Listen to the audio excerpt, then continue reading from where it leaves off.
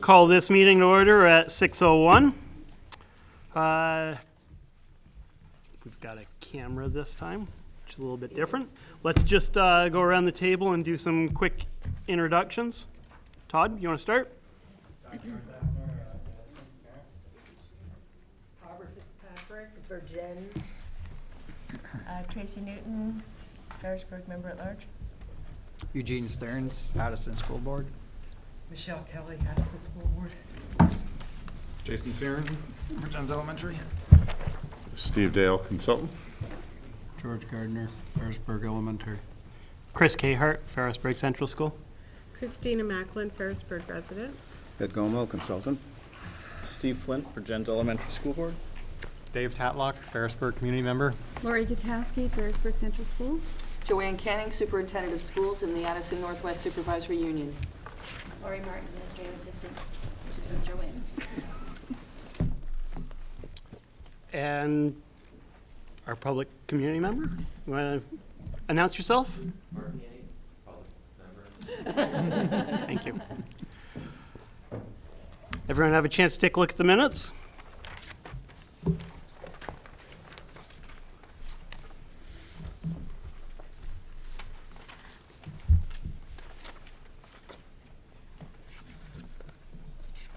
Any motion to approve the minutes?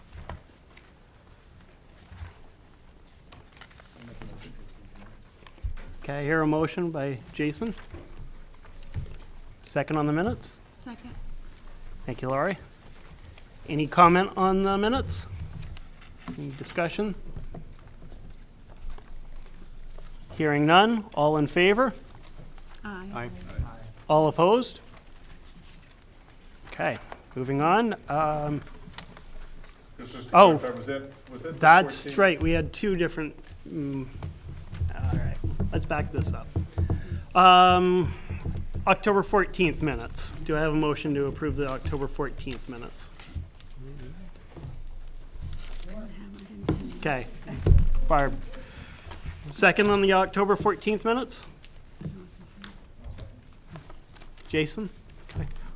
Any discussion on the October 14th minutes? Hearing none, all in favor of the October 14th minutes? Signify by saying aye. All opposed? Now do I hear a motion for the October 28th minutes?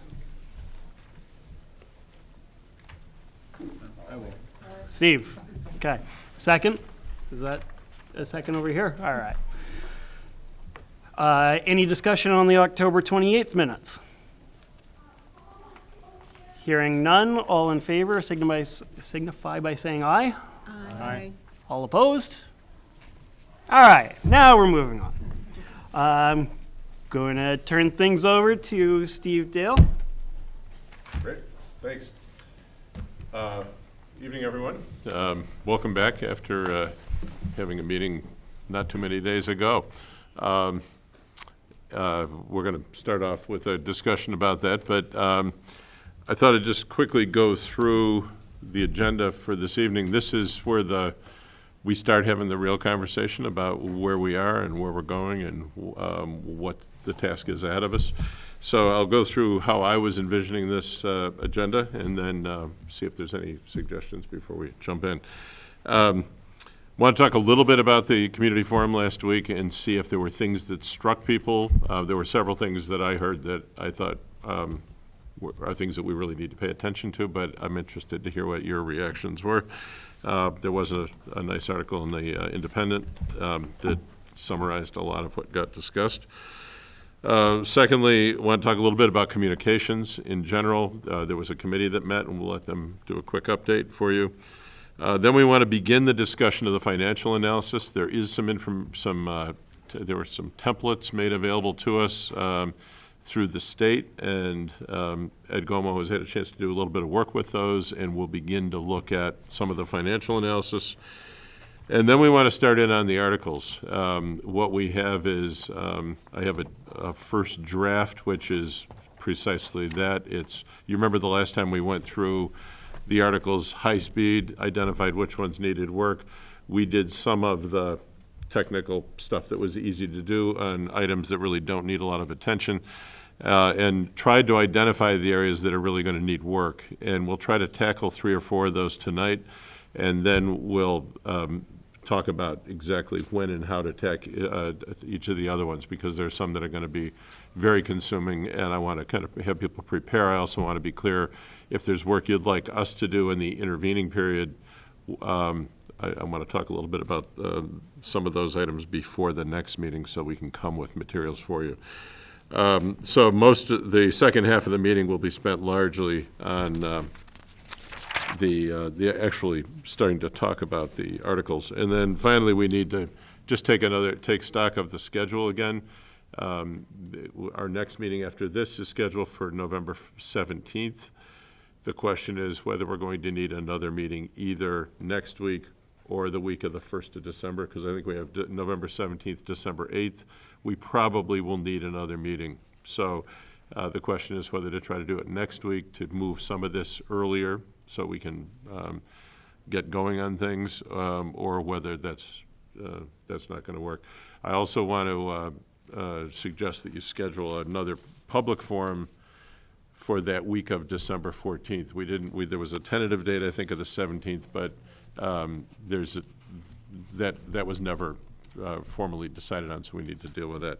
So that's basically the agenda for this evening. Any other areas that need to be addressed tonight?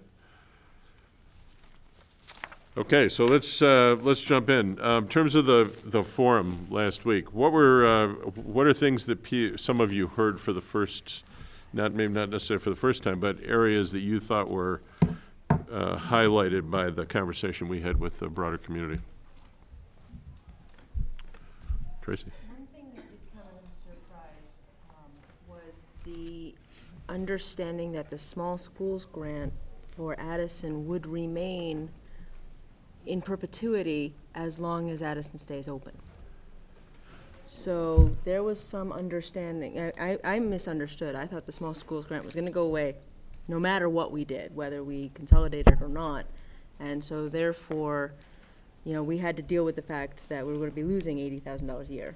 But the fact is that as long as the Addison school stays open, we're going to maintain that small schools grant. That is correct, yeah. So that question came up in at least one of the groups, if not more. I'll just restate it. The small schools grants will be phased out for many schools, although the state board still hasn't made its final action on exactly which ones will close. But because of the proximity to Edison, I would be surprised if Edison could keep its small schools grants, but if nothing happens. But I can't state that certainly for certain because they haven't made a final decision. But if it's slated to be phased out, and if there is action taken to act on a unified district, that resource remains a resource for the new district until such time as a decision was made to close the school that it was attached to, is basically what it says. I could give you the exact language, but it's specifically in the bill. So that was a point of clarification. That was a surprise. Anything else that struck people from the discussion? I think something that struck me was the discussion about the zero-sum game and where do the tax credits come from, and the fact that they come from the pool, the education fund, which means that if X number of schools go this route, then the other schools that don't are going to be paying more, basically, for those credits. So that money, that's the tax benefits are not coming out of thin air, that they're actually, the schools that do nothing are going to lose out during that time period. So I thought that was an important point. Anything else that struck people? That was part of the stick. Yeah. But one thing people don't like is to think that somebody else is getting one up on them in some other town, so. True. There were several comments made about the idea of school-based school councils in different groups at least 2 of the 3 groups where I sat in. That had not been discussed previously, but when we got to the draft articles, I listed articles that could be things that I'm aware of that could be considered for discussion. I added it to that list, which we can talk about when we get to it. But there was quite a bit of interest in that subject. Are people aware that how that conversation goes? It's basically having a community group that would advise the principal and would pay attention to what's happening in the school building as opposed to policymakers or budget makers, which would be the board. Anything else? Yeah, Mel. One of the things that came up in our group was, and I'm assuming that this is either impossible or difficult under the current arrangement of our schools, and that was about, you know, the possibility of having some special classes for, let's say, 5th and 6th grade that would only be taught out of Ferrisburg Central, let's say, or out of, you know, so I don't think that that's, you know, we've got a school board in Ferrisburg running that school administration in here, so under a consolidation, at least it lends itself to having that discussion, because you really don't have some hurdle to be able to jump over to at least talk about it and conceivably have implementation. Yeah, there were a number of comments about the flexibility of doing some creative things. Anything else that struck folks? I would urge you to spend a little time on the summary of the issues. Let me just ask, was there anything else that would be in the category of an item that ought to be considered for the Articles of Agreement that you heard that ought to be added to our list to discuss in that regard? The one that I had heard I've already mentioned, which related to the idea of school-based councils.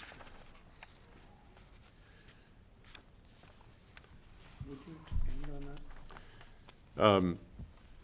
Well, one of the things that you could do if you so chose, there's nothing required in the statute, but there are folks who are concerned about when you come together as a single district, there's a loss of particularly parental influence, but also community influence over what's happening actually in the school building.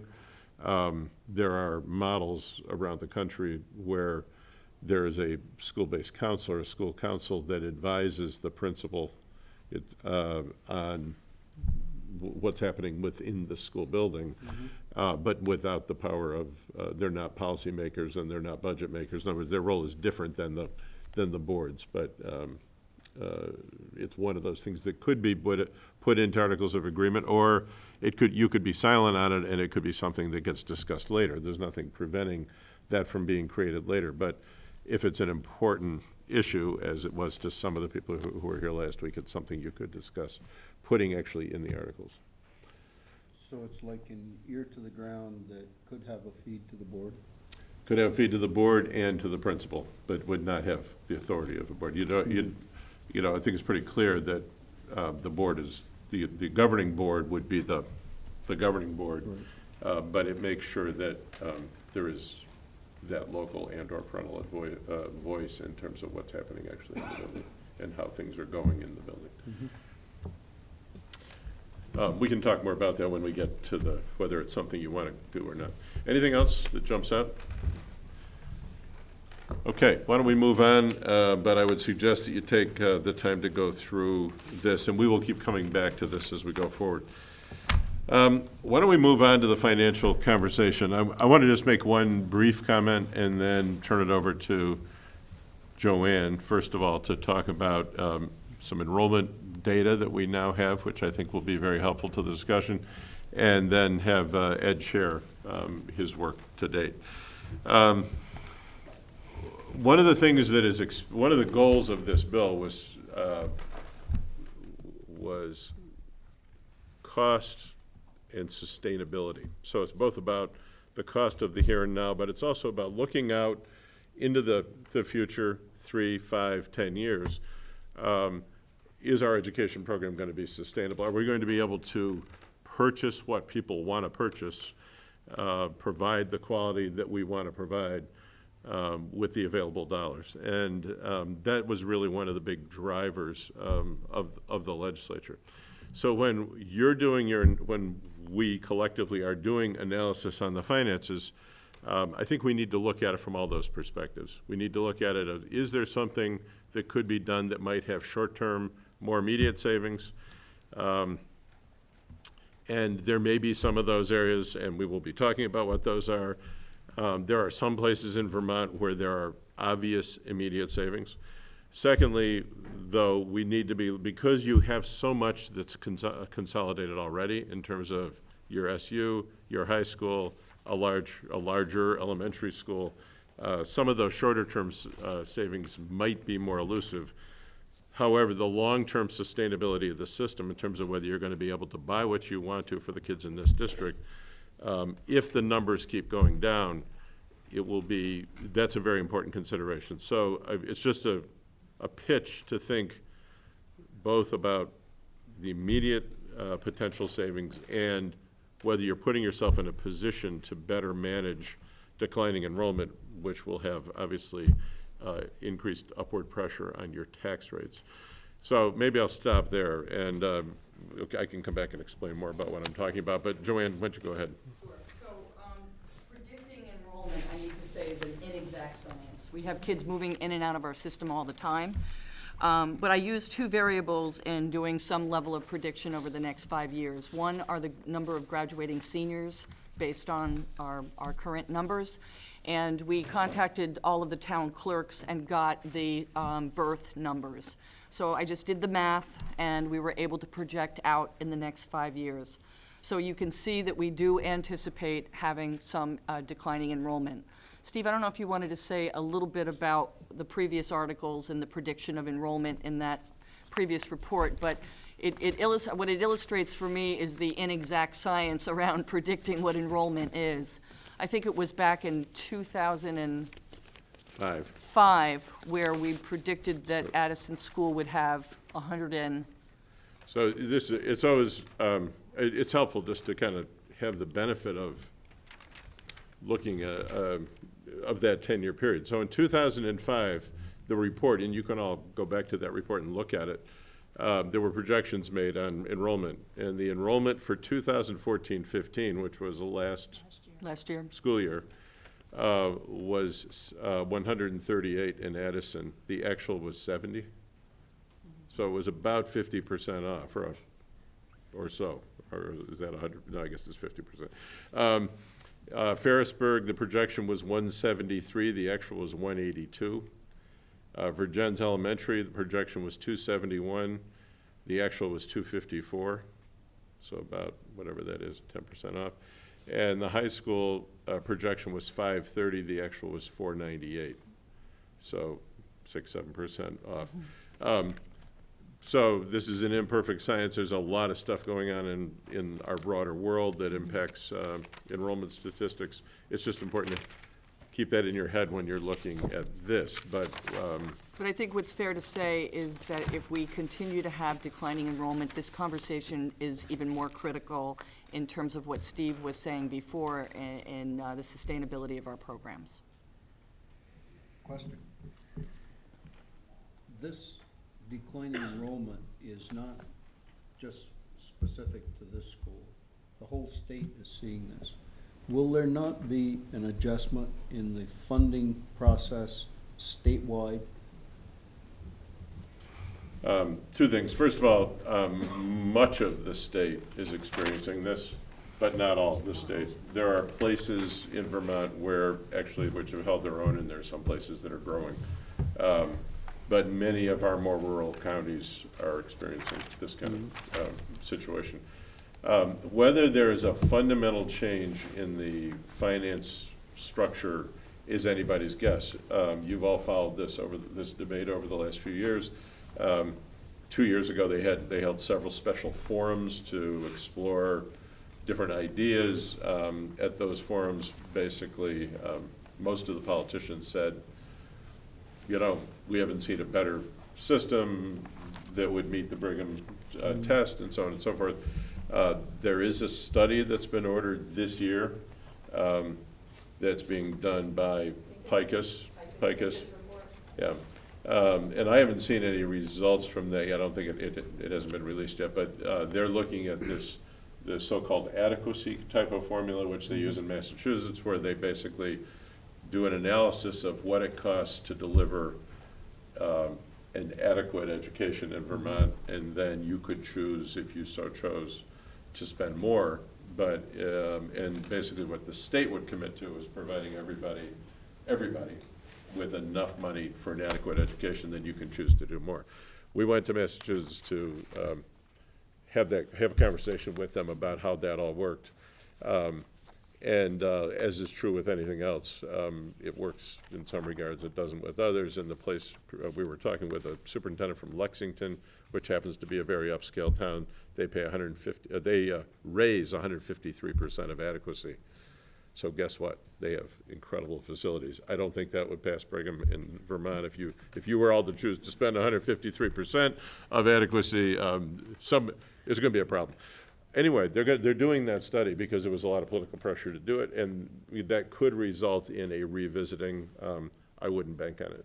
I mean, at the moment, we've got what we've got. Okay, anything else on the numbers? This is just a first look at numbers, and obviously there's district numbers that are behind these that you can actually look at. That will we should probably prepare a full packet of all the data that would go with that.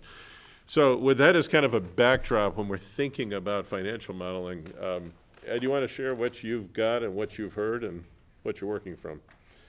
I think I have enough. My printer had a pension report that was competing with this, and you guys lost. So I think it stopped after about 16. Same report? Yeah, I think it stopped after 16. So I think there's enough for everybody here, but I'm not sure.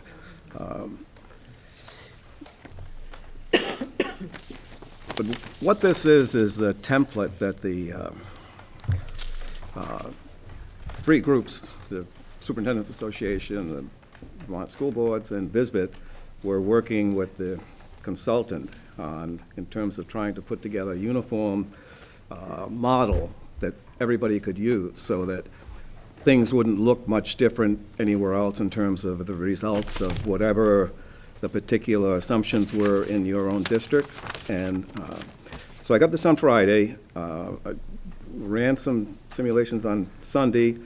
I had a conference call with Nikki South, the project manager, on Monday. We talked, I ran some more. I looked behind their assumptions. You know, I could change them, but it doesn't make any sense.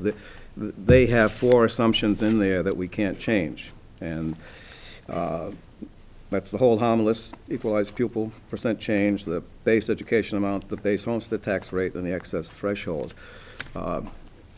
We get 3. We get the percent change in equalized per pupil per year, percent change in district education spending per year, and the town home equalized grand list change per year.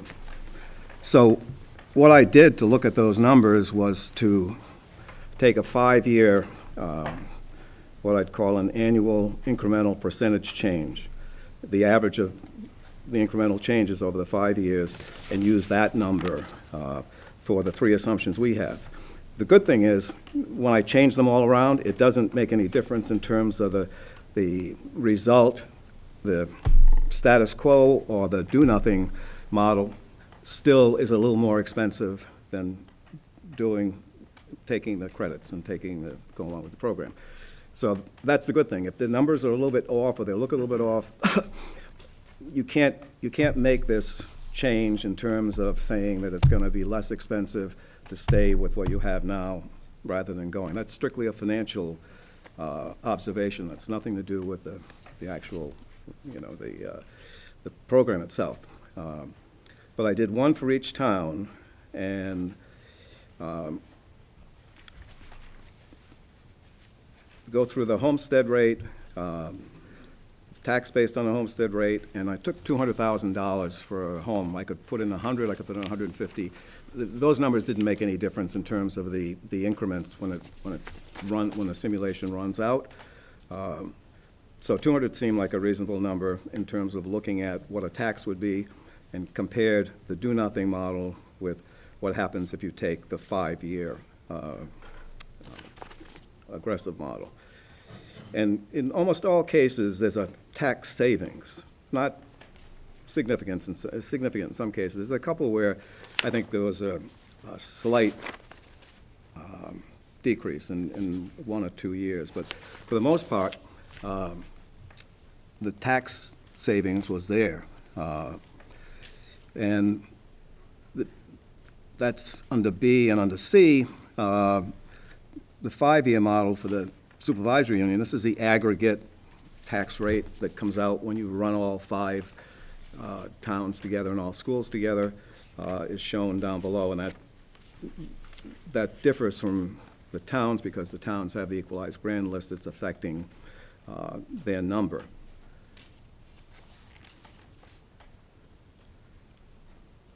And there's, in section E, we had the ability to look at the 15-16 year in terms of what would happen if we stayed with the if there was no whole harmless and no small school grant. So there's a difference in if you look at Addison, you can see the difference of 1678 compared to the 1773, that you would pay more if you would, and that's only in 16. We didn't do anything beyond the 1 year there. So I think if you take a look at these and you study it a little bit more and have some questions, I think we can deal with questions either now or we can deal at another meeting, or you can send me an email and I can try to clarify them. But we have limited control over what those numbers are based on what the state has approved.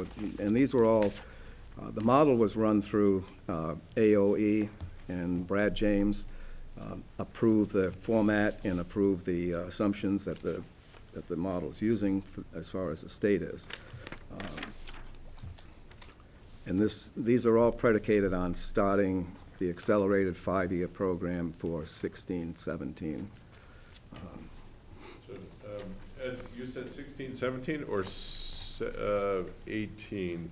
The accelerated mergers, actually, or the accelerated incentives wouldn't actually kick in until fiscal 17-18 they'll kick in, right. Fiscal 18, yeah. But you have to have it approved for 16-17. In order to. So what is do these numbers include incentives for FY 2017 or just FY 2018 and forward? It's the 5 years following the 18. So it's FY 18 right. and following? Yep. Okay. Addison goes down in FY 16 and FY 17, so that's not an incentive, what's driving that? It could be any of the other assumptions. It could be the change in the equalized pupils per year. It could be the change in the district spending. I don't know how much, I changed the equalized grand list a couple of times, but I'm pretty comfortable with those figures because even though there's no relationship between increases and decreases in the EGL, those are real numbers. The incremental change every year, the average of that should be pretty close to what we have there. So they may have an effect on those numbers when you run it. When you drop those numbers in, it just runs whatever they calculate out. And did you use the cost control numbers that the state has put out for the schools for the next 2 years? Or at least they have next year's out. I know Addison can only raise it 1.4% or $214 a student before we go into double penalty. And it's the same for every other school out there. I mean, not the same numbers as Addison. You all have your own little cost threshold, but it's. The number. The caps go away, though. What's that? Yeah, the caps go away, right. The caps go away in this scenario because they based the cap, the growth allotment based on history, and if you form a new school district, you don't have history. For the second year? For the second year. The first year, unless they change it in January, which probably they won't get to it, we have to budget as if We we're do, for the next under that round, cost yes. control mechanism. Yep. otherwise we go into the penalty. And the question was why Addison went down that year, and I thought, well, maybe it was because you took into account our restrictive amount of spending. The only number they allowed us to use is whatever the percentage change in the district education spending might be. And again, that's another incremental average. Actually, it's lower than what you guys have been doing, considerably lower, but I didn't think we could drop it much below 2% and be realistic. And that's just the bottom line. That's expenses less the revenues, whatever that number is going to be. We put in at 2%. I mean, we can change that and see what it looks like with a lower amount. But I think 2%, even 2% may be ambitious to get to, realistically. Well, most schools won't be able to do 2% the next budget, because they took all the schools in the state and ranked them by spending. Some schools can't spend another penny, others can spend the full 2%. And Addison's kind of like in the middle. I can't remember the numbers for everybody else, but very few people got a 2%, or allowed to do 2% growth without going into penalty. Very Yeah, few Joanne schools. gave me the numbers, and they're pretty low. But again, I think if that's what everyone in the state is looking at, that's not realistic. I think whether or not they're going to change it, those numbers are just not going to match up to what the level that people have been spending at. There's no way you can get to those numbers without some kind of extreme change in the, you know, what you're doing. I mean, you just, Well, there's a stick, because if you overspend on Right. their parameter, then your citizens pay double tax on every dollar. yeah. Ed, I just have a question on, can you make some generalizations if you take, just from these numbers, taking Addison and Ferrisburg that see some significant, like, double-digit order percentage benefits compared to Virgins, Panton, Waltham, which is sort of more of a break-even 2%? What's the difference between those two, the one group of 3 towns and the other 2 towns? It's probably just in the equalized grand list, most of it.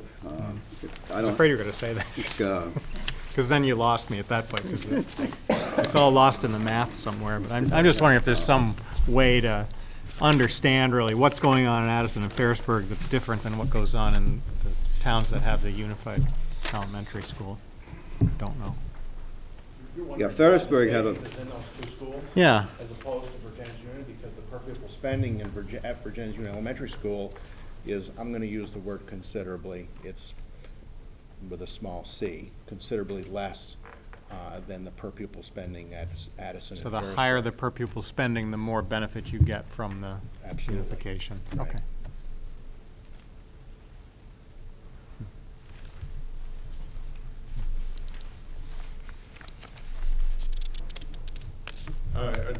Are folks understanding what's on these pages, or do you want Ed to go through this in more detail?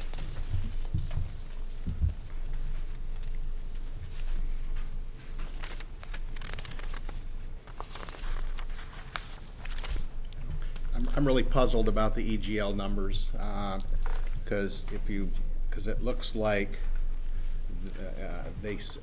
if they were just doing this, Ed, if the EGLs were just doing that, I probably would get it, or if they're doing that, but they're doing this. yeah, that's right. I mean, there were, if you look at the last 5 years, you know, you have odd numbers. You have a decrease of 11.5% one year in Addison. You have an increase in Panton of 7.7% one year, and then it drops the next year. It drops 5.5 off that number the next year. So there was no way to get a realistic feel for this at this point, because I don't know what those numbers mean. I don't know if that was a reassessment issue at any point, or whether it was just, I just took the raw numbers, and nobody came out positive over the 5 years for an average. I mean, they weren't much.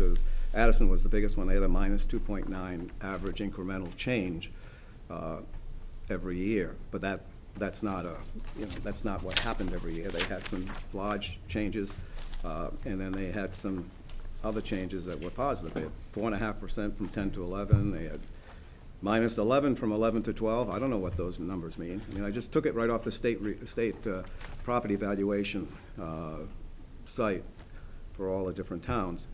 was trying to look for something that I could put in there and feel reasonably comfortable with. But you're using EGL, which means that you're taking into account a CLA. Right. Right. Is there a different approach that you might recommend? No? I'm just puzzled by, you know, I certainly understand how Grand List properties move from homestead to non-res and back and forth. I get that, but what I don't get is your assumptions to have this, I'm just looking at Addison, based on town homestead EGL, FY 2016, and it's doing this. And, you know, I mean, I know how the EGL is calculated. It's taking 3 years' worth of sales, drop a year, add a year, all right? So I'm just puzzled by this number that's doing this. I just, Yeah, I mean, those were the numbers. I in mean, the you didn't build state this template. This is a template. property report, so I didn't want to change anything, and I didn't know where else to pick up a number that would be consistent. And Yeah. again, averages are not that good to use, but. Yeah, it actually doesn't make any difference anyway, because it's all based on per pupil spend, and so I'll drop it. But let me ask you a question. For those of you that know more than I do about this particular issue, is it important to have the EGL in here for comparison purposes? Obviously, if you're trying to project an actual, what it's gonna actually look like, it's important to do that. I mean, Ed has made some assumptions. This is one where we had a choice, correct, Ed, in the template? You got a choice to put a number in. Right, or not. Yeah, you could put 0, but I don't know whether 0 would, what it would do to any, if you put a consistent number in, it's gonna affect everybody the same way, so if you put 0 in, I suspect you'd have the same issue across the board, but, you know, I can certainly do that. So I think It's not a problem. this is one where there's a choice. So it's a question of what you want to try to model here and what gives the best picture of what the moving parts are.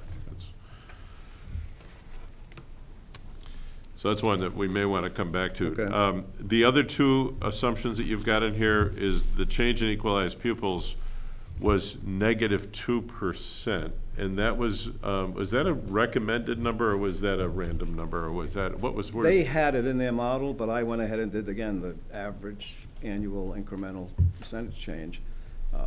That's about what High it's school was a been. little bit higher, but the rest of them kind of balanced it, so a -2.5%. So we've been at about 2%. When you look at this, it's at about 2%? Well, that's the equalized pupil number. Right. That's not that No, I number. understand, Right. yeah. And the change in spending, the projection that was put in here was 2%. And I don't know if have you all started your budget process yet, or is that happening? We have, they haven't, You haven't seen it yet, local, okay. Because I know, but I know what the allowable growth index is. Right. for each school. and then we have the small thing of health insurance at 7.9 Correct. and salaries at Salary. 3 point whatever, and et cetera, yeah. So the question is 2%. Again, this is all for comparison purposes anyway. I mean, this isn't a budget vote. This is about what will all the moving pieces be? Is 2% a reasonable place to be? Well, I think you wanted to put a number in that was reasonably conservative. If you put 0 in, you're gonna see a more, greater difference between doing nothing and taking the 5-year accelerated plan. So it looked like a reasonable number to put in terms of education, net education spending, but we can change those numbers and you can look at it, but it's not gonna change the differences between the do-nothing and between the model. Because I did that. I went and changed everything a number of times on Sunday. I went behind the state's numbers to take a look to see what they had done. Nothing looked like it would make a difference between the fact that you'd save a little bit of money by going with the 5-year accelerated plan financially, not necessarily approving it for any other reason, but just when you look at that, you're probably going to be held harmless by financially by doing that. You're not going to lose any money. It's not going to cost you any money. Where we know it will cost money, things like the small schools grant and some other things will definitely cost you money if you don't do it. So And where is the small schools grant, the Addison Small Schools Grant, cost of doing nothing? That's shown over here for On letter 16.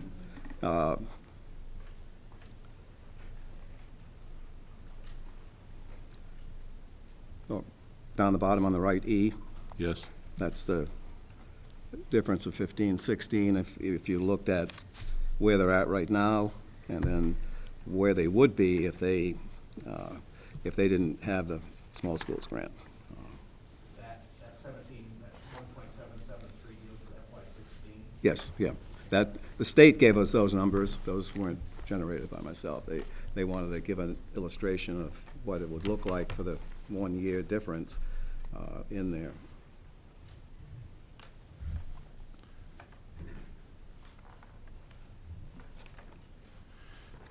Were they assuming, I mean, FY16 is the year we're in right now. Right. This wouldn't, the small schools grant wouldn't be gone, I believe. Does it phase out in 17 or 18, or half and half? It's over a 2-year period, I It's a think. 2-year period. Well, they just wanted to show you what it would look like. They weren't saying that it would go away this year, but they wanted to say, okay, we know what they are, you know what the figures are this year, for 15, 16. Here's what they would look like if you didn't have the small schools grant and you weren't held harmless Okay. for other things. It was easy enough for them to come up with an Oh, I actual see. So the number. 1773 is simply the FY16. Right. If you didn't have it. Yep. But it's not. Yeah, it's 80,000. Yeah.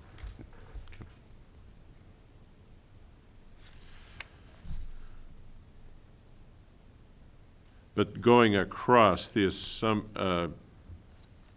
so 17, 18, 19, 20, going across, that does or does not include The small schools do-nothing grant? model doesn't include. So the small schools grant It's is gone? Right. Okay. It's gone in the do-nothing model. They take it out for the, And that's what's causing part of the jump. yeah, right. Basically, Yes. $80,000 against Addison's student count, you know, is roughly about $1,200 per student, and when you do the math, it equals roughly 10 cents in the tax rate. Right. All right, and so when you move that 10 cents along that column, and then all of a sudden you lose it, there's your blip. Okay.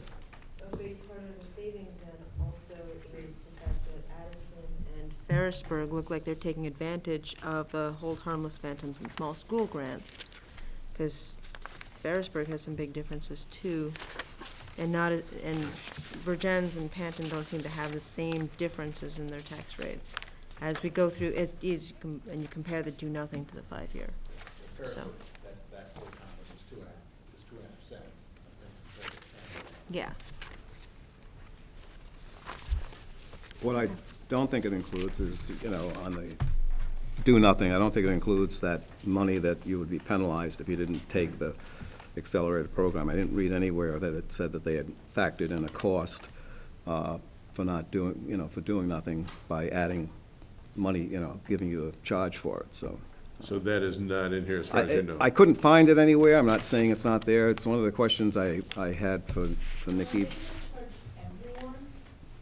Everybody except the districts that go along with the accelerated mergers. My understanding is that No, everybody they're would pay. including everybody. I mean, it affects the entire formula, including the people who get the incentives. You'll be Yeah. helping pay for your own incentives. We're going to help pay for your own incentive. I mean, That's why I thought it right. would make sense not to include it, because Right. that would, both columns would have Be the ups same and downs. factor. But that's the 99-cent rate on here, right? You're saying that's gonna go up when we all start funding whatever schools are going early on this, to Yeah. fund those incentives, everybody's gonna. And Feel you're that. saying, so you're going to ask about whether that should have been included. altered or included in? Right. Yep, okay. Any other questions for Ed about this particular model? I guess I just have a question, and we have no way of knowing this, but if more districts go for the incentives than they sort of had planned, how does that impact us? Negatively. I mean, we're banking on just a handful of schools doing this, but everyone is in a similar position. Well, there's over 11 schools right now, more than 11 schools, but 11 districts trying to form. Yeah, I think on town meeting, between now and June, there'll probably be 10 that will apply, I Well, would there's one guess. that's voting today, There's 2. too. Actually, one of them is a much smaller operation, but it's, yeah, there's one that's voting on these kinds of accelerated. Yeah.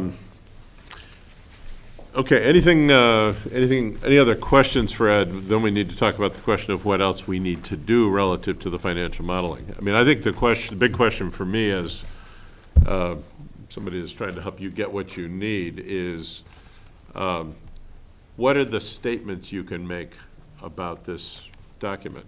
I mean, for people looking at these numbers, what conclusions can people come to? Are we ready to? Is anybody ready to make comments about what you see on this page? Or is there additional information we need to generate that would inform, that would create a better ability to make definitive statements? This all seems to be about taxes and what it's gonna cost. That isn't what this whole act is supposed to be about.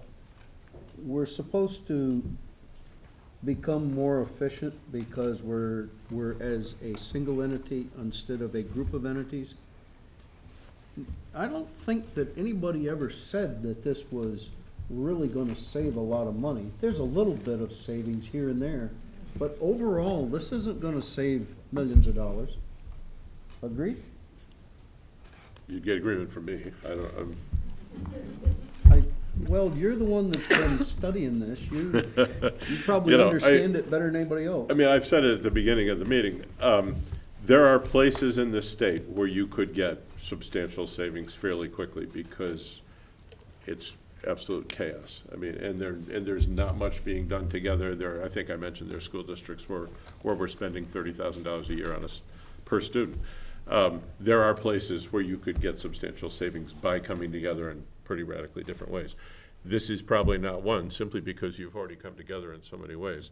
So it's really, in much more so, I think, from a state policy perspective, it's about preparing yourselves for being able to continue to respond to this bleeding that will go on if you have 1%, 2% loss of students, and you begin to get your staffing. That's the other thing that we need to look at, which I don't think we're prepared to do today, but I would like to actually do a massaging of the data on student-teacher ratios, adult-student ratios, what they look like now, what the potential is for those going forward, because on into the future, if you're going to be able to retain and build education programming, you've got to find ways to do that, even in a time of declining enrollment. Otherwise, it's a zero-sum game where all you're doing is trying to figure out what to cut next.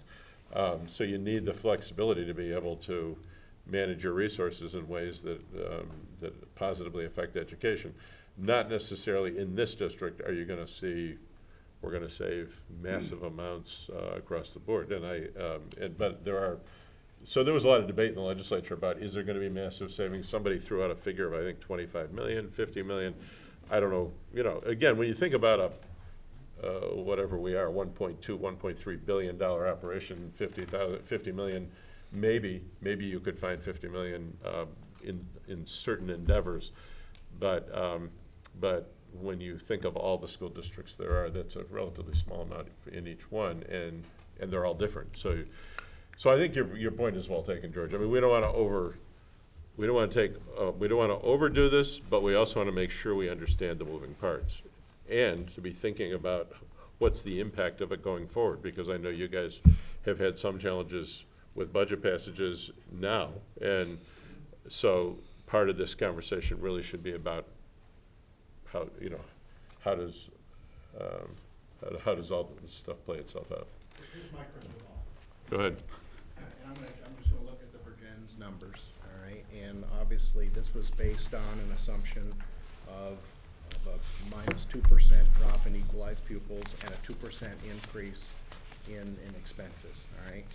And if I just look at this, now obviously, you know, you're working with existing numbers, Ed, so you haven't seen a proposed budget from the Virginia Union Elementary School. You haven't seen anybody's budget. You're just working on numbers, all right? But let's just assume that your numbers are correct, all right? That your use of those numbers to be able to populate cells in this spreadsheet for FY16 shows under a unification that Virgin's rate is $1.57. And if all we do is unify, if that's all we do, you move over to FY22, you end up with a rate of 2.02. That is a 45-cent increase in the tax rate. And my crystal ball says you can talk about that all you want. That's not going to get approved. A 45-cent increase in your tax rate, in my opinion, over that period of time is not sellable. And so that's why I really think that we need to do something more than just unify. Okay.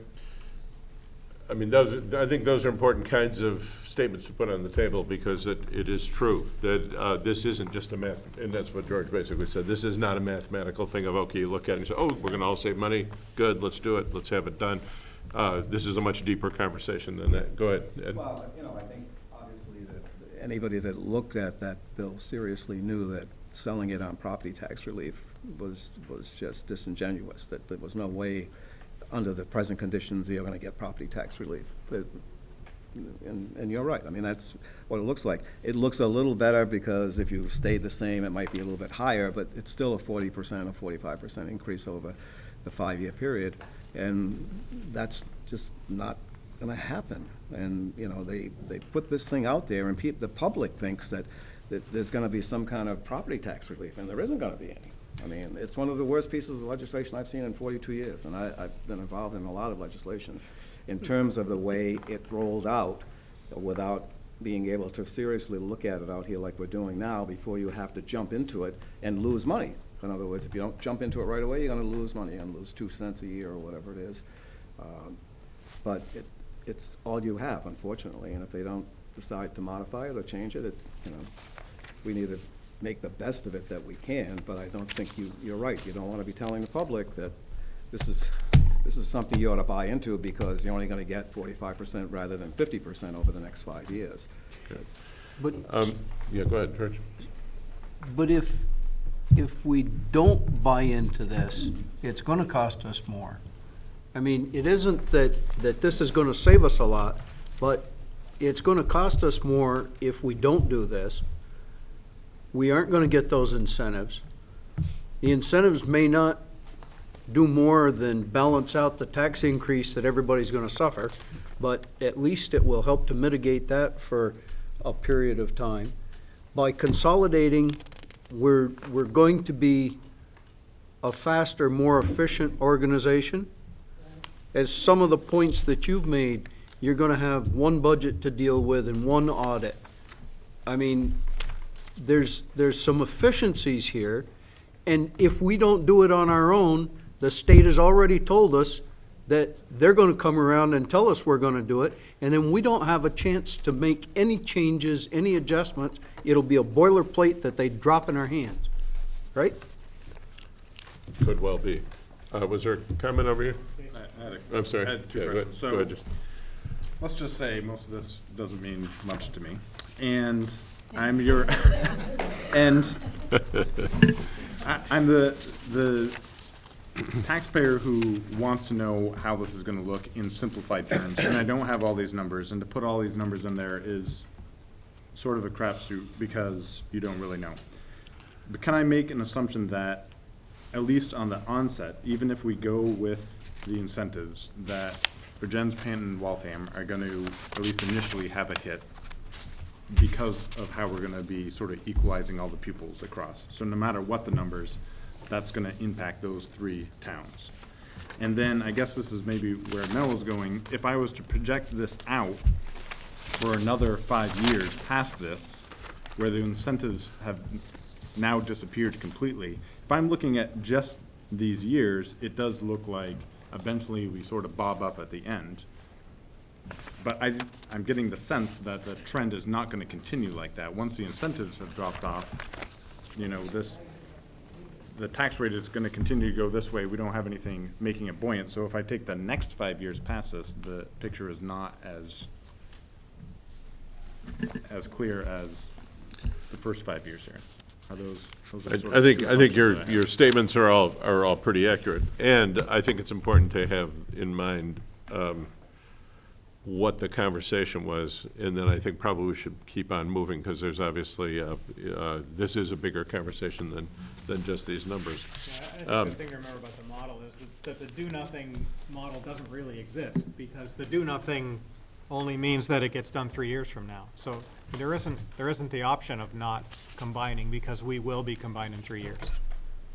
That is, at the that's moment, not under current reflected. law, that is a correct statement and a likely outcome. And so, and then it will be, but it would be worse than this, because you would have, well, no, I guess the doing nothing model does include the loss of the small schools grant, and, but it would not be consolidated, it would only be hitting But in years 4 and 5. Edison, under but do on nothing, into the it's future, consolidated after the anyway. state took its action, then you'd all be together and you would not have that 80,000. So, yeah, there's a lot of, it's a less pretty picture going forward. The conversation that they had in the legislature was the reason for all this, for the incentives, was not to, it again, depends on who you talk to, but was not necessarily to sort of like incentivize people to jump in deep, but it was almost seen as a transition piece, because the assumption is that over the long run, the state of Vermont needs to be better able to manage its education system in slightly larger units. It needs to, because in our very tiny units, it's proven itself to be virtually impossible to manage it well financially in a decreasing enrollment environment. And so the thought was that during the period of incentives, there's some benefit, but that it really does require the new school boards to be continually looking at, are there better ways to get more education for somewhat less money, by virtue of now having the flexibility to manage a somewhat larger entity. And so if you've got some ways to achieve greater efficiencies, then you're able to do that, whereas in our current system, we really can't. I mean, we're in a losing game in many parts of the state. So yes, viewing this only as a static thing, 5 years of benefits, the benefits go away and then you're worse off than when you started, is not the way really to view this thing. I mean, you need to approach it as a long view. Where do we want to go educationally, and how are we going to afford it on into the future? I wonder if there's a way to approach it as well, where we're actually talking about the education that we're providing. So for instance, what are we doing with this money that we're going to be having people, spend, $2.03 by 2022? Why should they pay it? Exactly. What improvements can we do? So we also have to show what deficiencies do we have today that might be addressed in a unified elementary school system. So let me remind us, there are three major goals of the bill. One was the financial, is the cost and long-term sustainability. The second was the equity and quality of education, which is what you're talking about. And the third was transparency and accountability. And we as a committee need to pay attention to all three. Tonight, we had asked for this piece of the financial analysis. It needs more. It also, Joanne has already started to give thought to both short-term and longer-term, what are the opportunities that then start to change the cost structure, because there's not really a change in cost structure here, although 2% will require some modifications. But so that's the whole cost side. But we will be spending time, I think, on the 17th, at our meeting on the 17th, focused on really the educational pieces of this in a major way, and somewhere in the middle there we'll be spending some focused time on the the accountability and the transparency. So this is what it is. I mean, basically what I see in this is that it's, there's not a lot of savings. There are some savings for some towns during an interim period of time. There's not a big hit anywhere. I mean, obviously we can all put our own spins on what you see in these numbers, but it's, and I think this is helpful in terms of, it is what it is. I mean, it's not, and that's one of the things we need is to debunk some of the sort of beliefs that are out there. It's the best probably that somebody will look at. I mean, the state masks the tax rates, so you can't understand what they are anyway, and that's one of the real But this problems. actually, you know, But this comes a little closer to showing what would happen if you did these things. If you had a 2% increase and you had this, at least you see the numbers. And Okay. you're right, people can look at it and say, no way. But if they can vote on the real tax rate, I think that at least that way you'd have something. But if it gets disguised like it's been disguised in the past by the state, it's gonna be very difficult because you're gonna get some, pushback if the number comes in higher than what it looked like when we were talking budget, so. we will come back to the broader questions about are there potential savings that we can begin to envision from a different kind of an operation. But in terms of tonight, is there anything else that people would like to see? Is there further clarification, any different kinds of assumptions you'd like to see Ed apply, or are we ready to keep moving forward with the rest of the conversation? Well, you can For- email me if you want to look at something different. Be glad to do them and can send them to you directly. I can send them, through your chairman, whatever you'd like to do. But Okay. definitely, if you have questions, you want to look at this a little differently, that's fine. It says field test because they said, okay, if you put it out there, you have to say it's a field test. We're not finalizing it until Monday. They're going to do a webinar, but all they're doing is taking comments from, like, meetings tonight, that people have seen things, and do you want to change something, or do you have a problem with something? But it seems to be they're not going to make many changes in this thing. But anyway, Monday would be the final day. So if you do have something and you want to see something different, I can certainly send it to them, and they can take a look and see whether there's a way to explain it better. And you will talk about the incentive, how they're funding the incentives? Yes. Yeah. Yep. Okay, thanks. Joanne? So, I would just like to ask if any of you have questions, please forward them to me, because what I'd like to do is to organize it. I will send them on to Ed, but I want to make sure that everyone benefits from the questions that you all have. So if you would just follow that step, I would appreciate it. Okay, thanks. Mel? I would like to see something, but I might be the only one in the room that would like to see something. Well, go ahead. I would like to see a set of numbers with Addison Central closing at some point in this chart.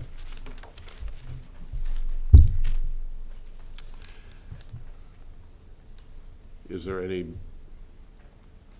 further comment on that? We can run that. I'm sorry? We can run that. Those kinds of things could be run. My suggestion would be, that is one programmatic choice that somebody might want to put on the table. There are 10 other possible ways of reducing costs that people may want to put on the table. My suggestion is when we take that, when we have a specific conversation about potential savings from this kind of an endeavor, that might be a place to talk about that. And then those kinds of, any kind of alternative like that could be plugged into this model, and then you can just run it. So, okay. Okay, what I'd like to do is move on to the Communications Committee. Was it Christina? Is it? Do I have your name right? Is it Christina or Country? Christina. Yeah. Christina. Yes. We, I think you and maybe Joanne and somebody else. Mimi's not here, Mimi and Lori's not here. Lori, okay. Cheryl on that? And Cheryl's not here. Yeah. What the heck says communicate? There's some So do you guys They're out want communicating. do you guys want to share quickly with the group what your thoughts are? And You want me to? Yeah, sure. Okay. All righty. Basically, the committee came up with a variety of venues for the next time that we have a community forum and the way in which we want to gain some community support. And I think it was pretty successful this time. We just hit every opportunity to get out information in the community, including our local media. As you know, RETN is covering these. Glory has created a website on the ANW page. We're going to send links to these recorded meetings so that folks can log on and hear about what's going on at the committee level. I've contacted Andy Kilcaldy from the Addison Independent. We contacted a local radio station, 91 point. Yeah, WVTK. 92.1, who advertised, I think throughout the day, that we were having this community forum. We have e-newsletters in each of our schools, and that was very successful. And committee members took poster size notifications of the community forum and posted it in central locations throughout the community. And I do think that that contributed to the overall number of people that we saw last week. I am going to be working with Steve to create a regular communication to the Addison Independent so we can just keep this fresh, let people know what's going on at this committee level, and continually use the variety of social media that we have. Oh, and that was the other thing. It was out on Facebook, and folks helped put it out on Front Porch Forum. So we just designed what this would look like with the different forms of media as well as sites for communication, and that's the structure that we're operating from. So I think that's, do you have anything to add to that? Yeah, no, I think you covered it all, yeah. I mean, I asked a few people last week at the meeting how they heard about it, just to get an idea. I don't know if any of you asked that question in our small groups, but. And what did they say? There was a variety of things, a newspaper article that had just come out on Monday, and the school newsletters mostly was what I got feedback from. Great. Any other questions or comments? So as part of that, I know I brought this up before, and I can't remember how we ended it, but is there a plan to have this meeting rotate I think so. around? It has informally come back to me that I think folks are interested in having the next community forum in Addison, just because of some of the information, the way it was came out last time. And through my discussions with each of the faculty, I have been meeting, and today was my last one in Ferrisburg, and the feedback that I'm getting is you got to get accurate information out, because if somebody doesn't have it, they'll make it up. But I think, yeah, I'm getting the feeling that maybe having this venue in Addison would be really helpful. And we would just blanket the ways in which we notified people this time to try and get parents out. Were you referring to the community forums, or are you referring to this committee? Either the community forum or this. I mean, I know that we have a public today, but, if, there's parts of Ferrisburg and Addison, clearly, it's quite a commitment to drive into this. And I don't see any reason why we can't go there if it's gonna possibly help more people go into the meetings, whether it's the community one or just a regular meeting. Why don't we just deal with that right now? What's your preference on, keeping in mind that we have 2, 3, 4, I mean, there may be 5 or 6 more meetings of this committee and another community forum or 2. So what's your preference? I think this is central, rather than saying we're going to cut for these meetings. I can see going for the community meeting. And then I would think we would need maybe 2 more community meetings, so that we go to Addison once and Ferrisburg once, if that's your desire. But that's just my thought. I would tend to agree. If I were to send out this agenda and I had a 5-minute public comment section on here, I'm not gonna spend my time going to the meeting as a public member to one of these. To these meetings. As a community meeting, for sure. I think we should hit every town, honestly. Everybody should have a, option. I think this is close enough to Ferrisburg. We have a lot of Ferrisburg people here. I don't really see it as necessary to have it in Ferrisburg. I think we should have it in Addison. Don't forget to drive through Canton ends is the other part of Ferrisburg. The West Burgers. Okay. Just my 2 cents. I mean, So- I think if we did travel around, it would demonstrate good faith on our part. I hate to say that, but as much as this is a nice central location, I think it would show that we're reaching out to all the different communities. I don't think there's any sense in going any place other than here, except for a community meeting. Community meeting, if you take it to them, then maybe you'll get more participation and more understanding. Obviously, with our one person that came tonight, it's very nice to see him, but other people just don't have the interest in the actual workings of this committee. What town are you from? walk here. That answers that. I would say, Ferrisburg is close by, but there are K-6 parents and other community members in Ferrisburg that have never been in this building and maybe not, feel a little intimidated or what, but they're comfortable going to the Ferrisburg school and that's where Okay. the town used to be. So let me suggest, I'm hearing a consensus that these meetings, it makes sense to have here, this is central, and this is largely about you all getting your work done. But if there's going to be, you'll need to decide, do you want to have one or two more community forums prior to finalizing the articles? And if you do, if we talked about one that third week of December. If you want to have if you want to have two more, there probably needs to be one last week of November. You want it before Thanksgiving? No. All right. Yes. Okay. So maybe that week of November 30th, and then another one the week of the 14th of December, something like that. So, do you want to do two more community forums, or just the one? I think we have the best chance of getting it passed, or getting at least the message out that we want to get out, the more. We reach out to the community. I don't think you can ignore any town. I mean, it's not No. right. Just five. Well, I mean, Ferrisburg is an entity, Addison's an, Virgin's, Current Canton, districts and you're Waltham. referring So, All right. I should probably turn this back to Chris as the guy, but why don't we go ahead and make a decision on this one? I have a question. Did we by chance do, when we had people sign in at the last community forum, do we have any idea what towns they were from? We had each town represented, but I can't give you a Oh, percent. all what right. that looked like. I was thinking Ferrisburg numbers were close to 40% from the people that I knew. Who were here? Yeah, I mean, it was a sizable number. So it sounds like most people want 3? Okay, well, if you're not gonna talk, then someone's gotta make a motion to have a total of 3 community forums.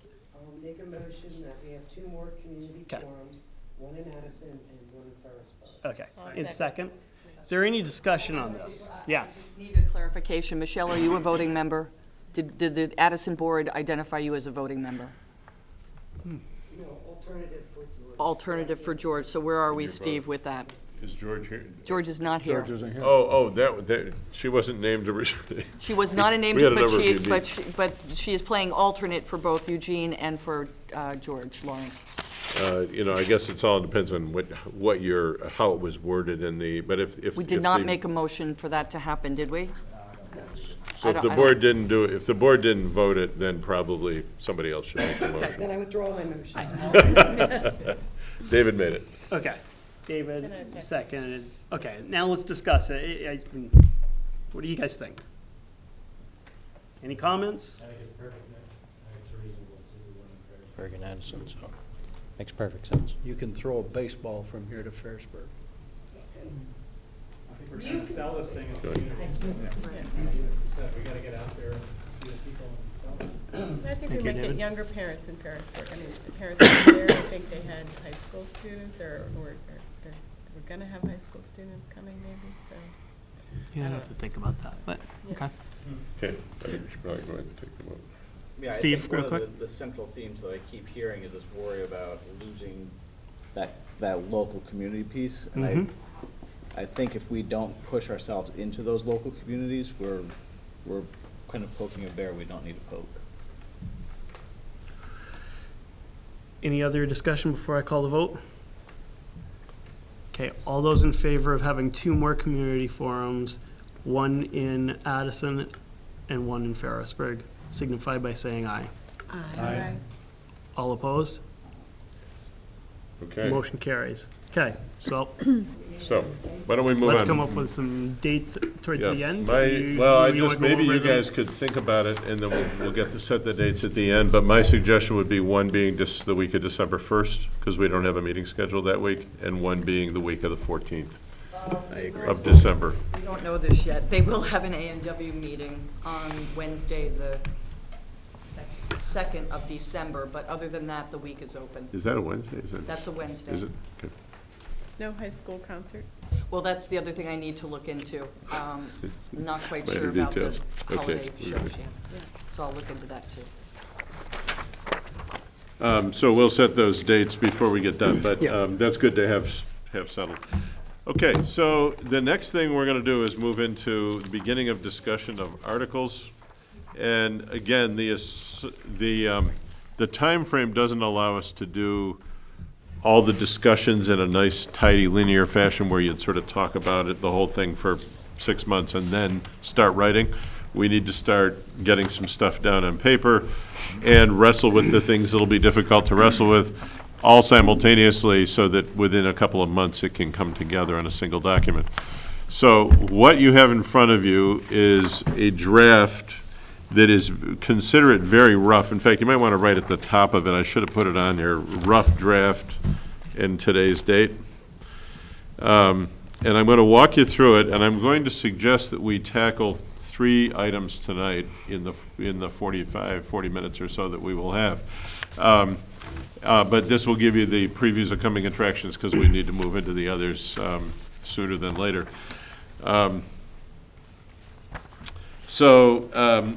You'll just follow right down through here. There's an assumption, I think, that this will be called the Edison Northwest Union School District or Unified Union School District.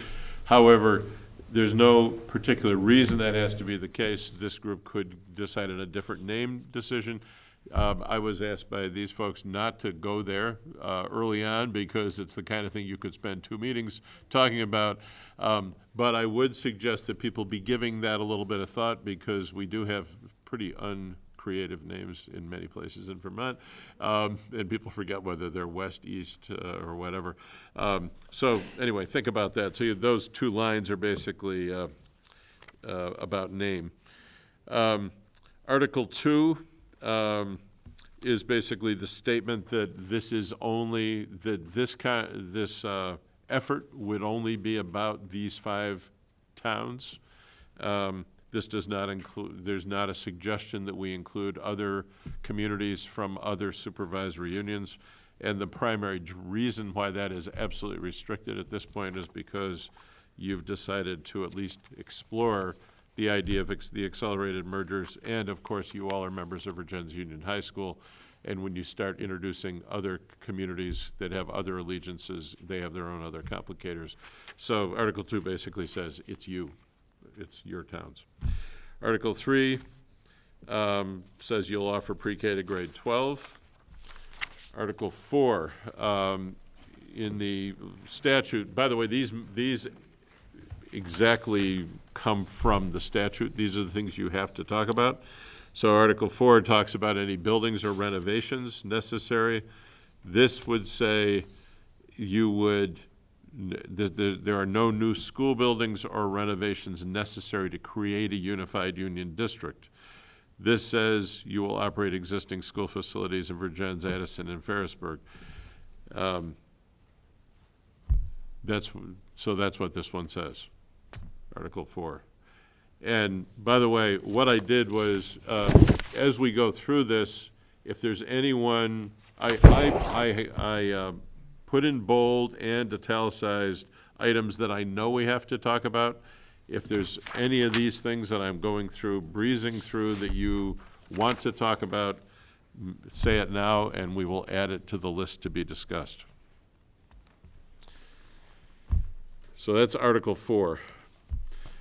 Article 5, we have to describe the plan of operation in the first year, and we have to talk about how collective bargaining agreements are going to be dealt with, and the changing personnel status of employees who will be moving from individual districts to the new district. The attorney, Chris Leopold, will be drafting B and C, and I think Joanne we'll be taking a shot at the first one. There are certain things we have to talk about relative to the first year of operation. This last statement, it comes straight out of the statute. The Board of the Unified Union School District shall make all subsequent decisions relative to the operation of the new district, subject to specific language in these articles. So if you get into specific areas that are not the usual and customary, depending on how they are worded in these articles, they could direct the new school board. But for the most part, the operation would be handled by the new school board. So we will be coming back to 5A, B, and C when we have those drafts. Article 6, this is one that you all said last time you want to talk about. We have examples, which I'm going to pass out to you. I'm suggesting we deal with these at the next meeting, which I think you probably, given the fact you're going to have community meetings, we should probably try to meet next week. This is one we should talk about next week. This is about the whole indebtedness issue, and I have I'll hand you out shortly samples of language. Article 7 has to do with the property. What happens to property if you don't keep property, and so on and so forth. That's another one we'll talk about next week, and I'll give you examples of some things to look at. I know there's some folks here that have opinions about this subject, and those will become big things for us. Article 8 is simply a statement that's called for in the statute. It needs to be checked because there's been some law changes, but it's not a material policy conversation. Article 9. I was going to propose that we start the discussion tonight about what a school board might look like for a new unified district. So that one, assume we'll come back to in about 2 minutes. Article 10 is related to that, but it includes the language about how those candidates will be selected and their time. And again, this all comes pretty much out of statute. So it basically says, assuming that you decide you're going to go forward, you've got a set of agreed upon articles that the new members of the school board for the new school district would need to begin to come forward late December, January, and submit their petitions so that they could be up for election on town meeting day. That's pretty much what that says. But the one we're going to talk about is Article 9, which is really what would this board look like and how many people would represent whom. Article 11 just says the date that it would be voted upon. Article 12 speaks to the authority, basically says the new board that gets elected will be doing a whole lot of things. They have about 15 months to do it because it all has to be done for operation on July 1st, 2017. And it lists all the things that need to be done by that new board. And then it says the new unified district will begin operating schools and providing educational services on July 1st, 2017. So that's all the stuff that is specifically required. And then there's Article 13, which says any other matters that the committee considers pertinent, including whether votes on the Union School District budget or public questions, shall be by Australian ballot. So we need to talk about that one. There have been a number of discussions about school closures, what the protocols, guidelines, parameters on any decisions to close schools. The school council issue that was raised last week and that I mentioned earlier tonight. Several people, I think it was at that meeting, or maybe it was here at the last meeting, several of you asked questions about your funds, that there are special funds that are in the, I'm not even sure where they come from. Hopefully this is not a surprise to you, Joanne. But there were right, little funds that people bring in that were funded by special community. I'm sorry? I think that might have been me that mentioned that. I think it was too, yeah. It was related to PTOs of individual schools and then individual programs, like the elementary school in Virgins has Odyssey of the Mind, Ferrisburg Central has a theater program. You know, it's those little individual things. So exactly. Those things do need to be discussed. You got to agree on what, how that all would be handled. And then the question is, are there other subjects that we need to discuss here that could potentially be articles, because you can talk about pretty much anything you want to. There are, if you get into some really dicey things that will direct a new board, there will be legalities that we're gonna have to get checked out, because as you're all, I'm sure, fully aware, I'm not an attorney, but we were connected with a whole lot of conversations like this. We would make sure we got good legal advice on the subject, but because part of what you have to decide is to what degree do you want to tie the hands of a new board, or to what degree do you want to put full faith in the hands of a new board to be able to move things forward? Are there things that will be necessary to be part of articles in order to sell your community on it? If there are, we're going to have to sort of debate those things. And at the end of the day, we have to make sure that anything that goes in here, in fact, can legally be done, because there's certain ways you have to do it if it's going to be binding on into the future. So but for purposes of this discussion, I guess I would ask, are there anything, we're going to go back to we'll start with the makeup of the board. If we've got time, we'll do the nature of the voting, and maybe start with the school closure conversation tonight, and then we'll move into the other ones next time. But is there anything else that needs to go on the specific list of items to be discussed? Under Article 13? Yes, yeah. There are some minor issues that are real estate related, and I don't know if those are planned on being taken care of before the March vote or not. So I'm not saying that it needs to be on the list. I don't know if it needs to be on the list. Well, what I would say to that is I think there are conversations going on in the 3 communities that have those issues. The expectation, my expectation, as somebody who has no authority about any of this, but is that folks are approaching that with a sense of urgency in the hopes that in each community there can be an agreement and a settlement. If there is something that is needed to go into the articles because something can't quite get done, that should come back here for consideration. But my expectation from talking to your attorney is that if those things get settled before this thing ever comes up for a vote, then it's not really a subject for this committee to have to worry about. Okay. So actually, yeah, keep Joanne informed about any of those conversations. I know she's in the middle of some of them, and just we need to make sure we stay on top of them. Okay. Anything else that should be added to this list? Anything from the community forum that stood out that ended up on this list? The school councils was the only one only that thing? I heard loud and clear. I mean, there were issues about school choice. That's what I was gonna bring up. There were some interest, there was some interest around school choice, and I don't see this in any of the articles. Let's add it on the list. School choice being choice within the district, not Right. choice outside of the district. Right. So it was really about how that gets managed. It's really about the elementary schools. That's correct. But, or, depending on what you do in terms of how you're gonna run your new school district. But the problem with going from one elementary school to another was always what it did to the tax rate.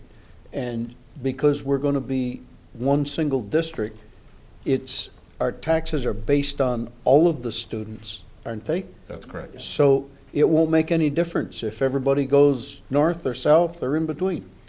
Transportation. Well, yeah, I understand that, but the buses are running anyway. Capacity. Will be affected. Yeah. I mean, yes, this is a conversation that we need to have very specifically. This was raised the other night in a couple of groups that I was in. Some of the early districts that have taken this, have moved forward with this seriously.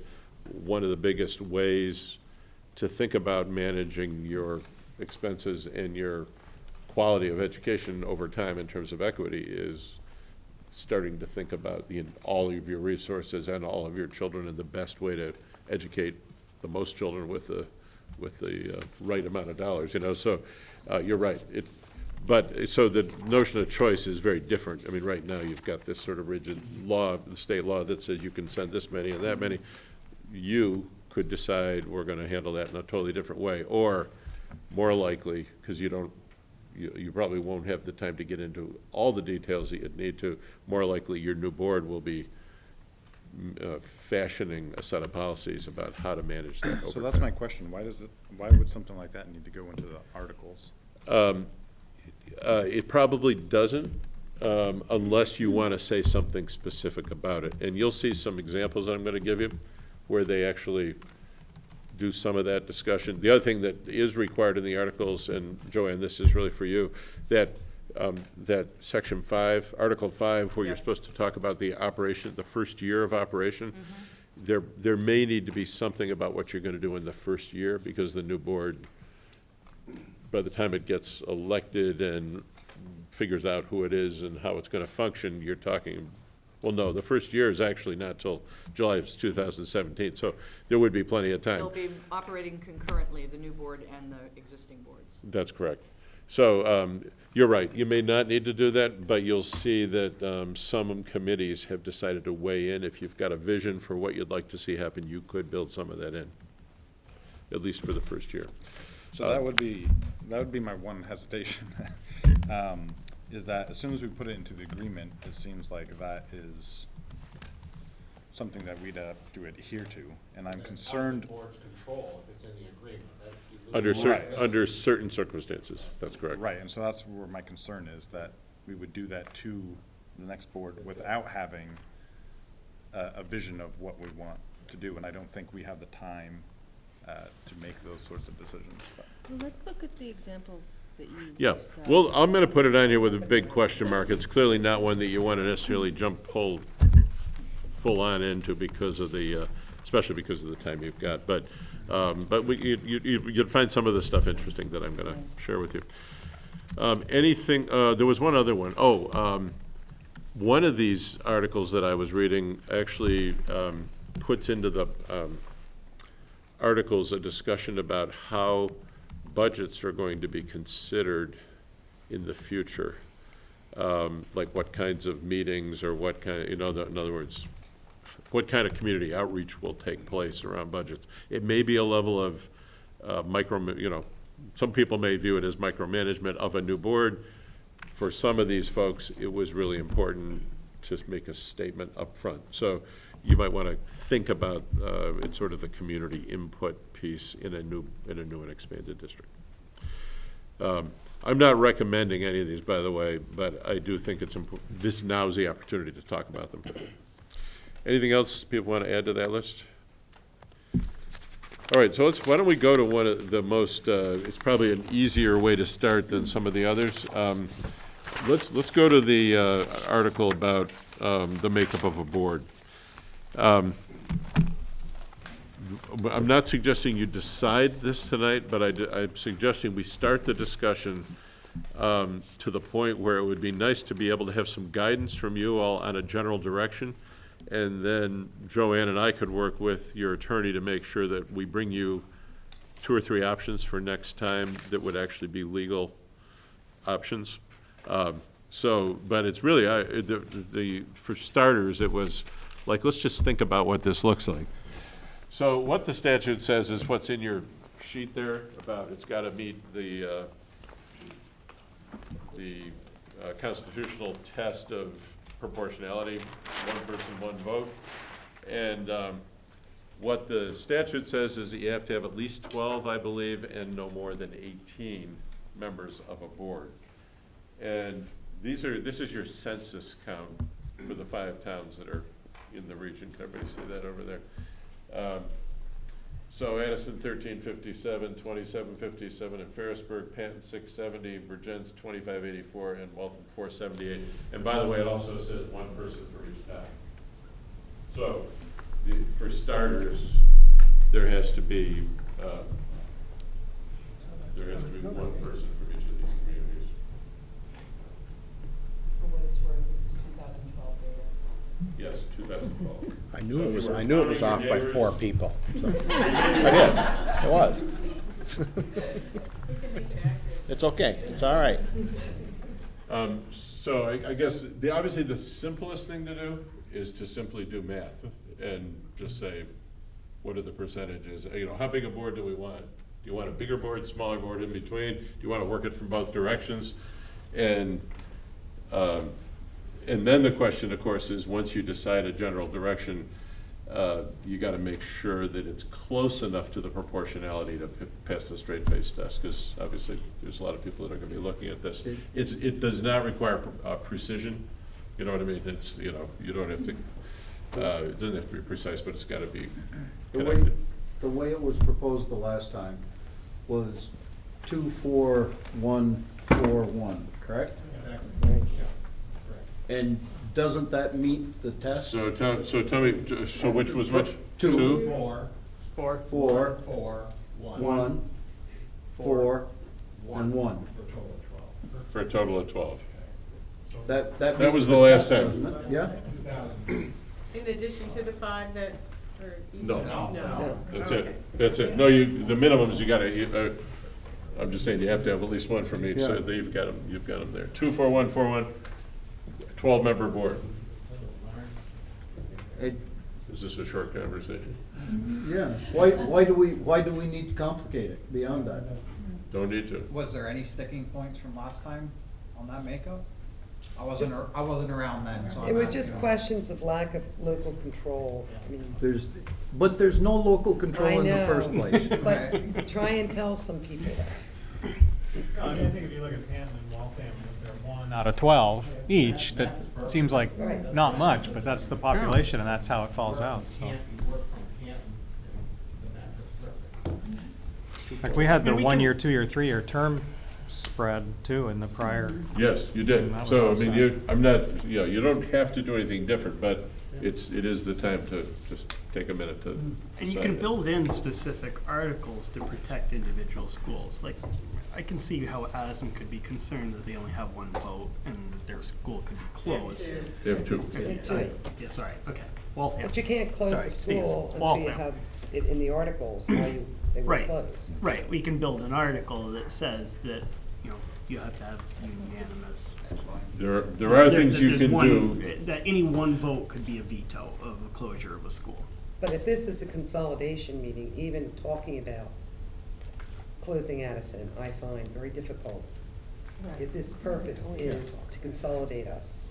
Right, Michelle, and that's why I'm suggesting that that could be an article that we write in, is that, that any one individual could be a veto to a closure of a school, and therefore it would protect you guys, even though you have very few votes on the new board. Right, I know Yeah. that there's places in the article that can be done. Yeah. I'm just saying, just discussion here, if it is a consolidation board Mhm. meeting, if discussion about closing a school before we even consolidate comes up, I find it Right. not appropriate. So I'm gonna suggest, just on that count, Michelle, just to, I think you all ought to be able to talk about anything you want to, but what I've said twice before, and I don't think you were here at either meeting, the goal here is to work toward consensus, because if there isn't general consensus, I mean, it may not be perfect, and there may be some disagreements, but if we don't get to a place of strong consensus, it will be difficult to sell the electorate on whatever you decide you want to do. So if people are committed to moving forward and putting yourself in a position for the long-term future of this district, we need to find a pathway through. But people shouldn't be concerned about having conversations just because an issue gets raised doesn't make it so. I mean, you can raise whatever issue you want to here, but by the time we get done with this conversation, we need to come together. So I just want to, as the person that's going to be facilitating the conversation, I just want to be clear that people can raise issues that they want to raise. I almost don't care what it is, but keep in mind that there are 5 towns here, all of whom have different interests and different histories, and we're trying to find a path ahead. Okay. To get back on track. Yes, so we're back here. Are we to the point of having a motion to do it this way? Okay, is there any, I'm. Isn't that Go the ahead. way we should proceed in these, Okay. as we put together an article that makes sense, we vote on Yeah. it, and then that Why don't I- becomes canon as Rather than part of- having the awkwardness of jumping back and forth between me and Chris, what I'll be doing is taking straw votes on anything that we decide to do relative to the articles. So if you could just show Glory that there was a straw poll taken, we agreed on X, Y, or Z, then we'll move on to the next one. at the end, we're gonna have to vote on the whole thing, and we'll do it through the formal voting process that you'll do, and we'll make sure we got it. But I, just so that we don't, we're not tripping over each other. So, any other discussion about this before we take a vote on this? So I just have a question. Sure. I'm just doing the math quickly in my head. This is not, if you take Waltham as sort of your base unit, if you were to project off of that, the, you know, both Virgins and Ferrisburg, and actually Addison for that matter, would have more members on the committee. I mean, it'd be a larger committee. So is that something we want to look at, or? If you take Canton as the base, then you say, okay, Waltham can't have less than one, so Mhm. Waltham's the Yeah, one. I think that makes more sense. The other thing would be to take the base of, start with the three big ones, and then the other two have to have one. You No, get, no. In other words, I think it passes the straight face test because you have proportionality here between these three, and these two have to have at least one. So you're not trying to, if you're trying to base it off here, obviously you end up with a board that's a whole lot bigger. you start getting unwieldy in the size of your board, and you're gonna have some times when there will be problems getting a quorum if you go to the 18, which is the direction you're heading. 18. And 18 's Jason's suggestion only brings it up to what, 15? It's something to consider. I just bring it up because, you know, if you have someone saying from Addison, well, we have 3 times the amount of people as Waltham does, but only twice as many votes. I mean, it's not an issue to me. I think this makes But you perfect have sense. twice as many people as Canton, and you have twice as many votes. Hmm. And you have half the number of Ferrisburg, and you have half the votes. So Waltham is the only outlier. The other 4 are perfectly in proportion. And Waltham has to have a vote, so That's great. it works. But, I mean, you could put a column, we could do the math of using Waltham as your base, and if you did that, we can do that column right now, it's simple enough. If Waltham is 1, Panton is still 1, okay, Addison is 3. Put a column, that's 1, Panton is still 1, Addison is 3, Ferrisburg's 6. okay, Ferrisburg is 6, and Virgins is probably 5, okay? So those are really your alternatives. Yeah, that's A 12-member board or an 18-member board. Well, that brings us to 16. I'm sorry? 16. Oh, well, I'm just telling Yes. you. Yeah, mathematically, yeah. Those are Yep. your options, because if you Yeah. try to, if you try to do anything else, you're gonna get above 18 or below 12. So those are the only 2 mathematical options you have. Okay. Either one works for me. Yeah. Any other comments? Is there a motion, and keep in mind, these are straw poll motions that I don't have the authority to declare, but is there a motion on one of these 2 options? Okay, I move that we go with the 16-member board. So the motion is this. Is there a second to that motion? Can I? I don't think I can vote. Can I vote? Yes, you Your can. member. Yeah. So it's been moved and seconded that we put forward a 16-member board as the option. Any further discussion on that motion? Okay. Yes, Barbara, go Has ahead. anybody ever worked with a 16-member board? Yeah, and it works? I didn't say that, you asked me. Well, that's my next part. Does it work? Well, Solid Waste District has 21 people, Addison County Regional Planning has probably 41 people. Right. Right? But don't ask him whether it works. Yeah, right, Tom, right. do you want to comment? Similar question, I was wondering, the size of a 16-member board, how practical it is. Okay, Jason? What's our district board? 23. Oh, the supervisory union, Supervisory 3 from union. each, so, what is that, 12. 12. If we heard a lot last week about, people were saying individual boards remaining for each school. You couldn't really do that, but, we talked about committees. Under this type of a scenario, you basically could have a subcommittee of 3 Addison members looking at specific Addison-related issues. You could have one for the Virgins, not anymore Union Elementary School, which would be 7 people, and there would be 5 or 6 people that would talk about specific Ferrisburg issues in the subcommittee. So, I've got a comment on that, but Christina, you want to? I understand it's proportional, but what bothers me is any one town having one more vote than another town. Like Ferrisburg has 6 and everybody else has less, so I know it's proportional, well, no. but it just. But we don't have a majority. If I you look at know, it per but- school, I know, but it's just a Virgins perception. Elementary would actually have more than They- Ferrisburg. I think if So- you could be fairly distributed and have a board of 12, that's gonna be functionally way better than being fairly distributed and have a board of 16. If those are the 2 choices, I'd go with the 12. You go with 12, okay. Lori? I think people need to remember that it's not necessarily, I mean, it's unified at that point, and therefore you're not really representing Ferrisburg or Virgins or Panton, you're representing everybody. And I think that people are forgetting that, and I think that, you need to remember that, and it's like you're not from Ferrisburg, you're from the Unified Union. We have to sell Thank this to the you. voters. Thank you. I That's- know, but I'm just want people to understand. By your town, you're not elected, it's not I don't That's think true. this is a 5-town election here, this is. Yeah. You're elected by your town, but you are correct. Your obligation is to your school district. It's To to all the everybody. children It's in to the all town. the You're not children saying, in "I'm the, gonna in the whole make sure that kid gets-" unification. And I think that that's what people need to remember. So let me- And that's what the problem was before. That's an excellent point. I wanted to comment on what Chris had said. It is very important not to confuse school councils with this.